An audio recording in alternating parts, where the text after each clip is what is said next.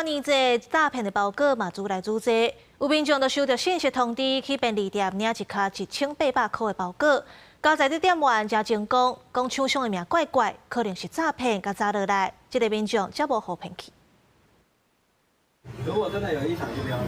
今日有民众到超商领包裹，明测店员发现包裹有各样，当下遂提醒民众，确定敢是家己所买的包裹，免得受骗。最近诈骗包裹愈来愈多，有网友发文指出，当日收到取回通知，原先要到超商领包裹，好佳在互店员阻止，若无1888块就安尼飞走。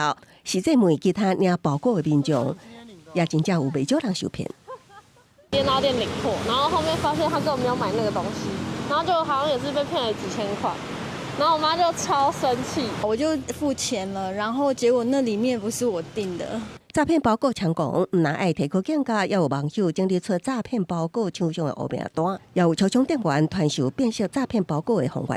奇奇怪怪的名字，那个就真的要注意了。而且又看到客人一脸茫然，我们就会稍微温馨的提醒一下说：“你最近有网购吗？如果真的没有印象，你就干脆不要领，把它退回去。”一旦拄到诈骗包裹，超商业者也提供申诉平台，像 7-11安心处申诉平台专家放心处，将其包裹退回申请平台，加莱尔富也有诈骗案件申诉平台，经过申请确认了后，就会退钱给消费者。像有些眼镜，包含像物流、报关行，然后甚至是快递，都是一条龙的诈骗。一旦被这个抓到，比如说有这个有报关行。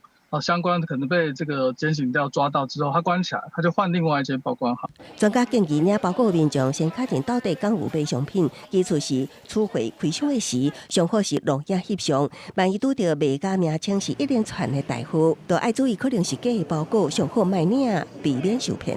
公司新闻采访报道。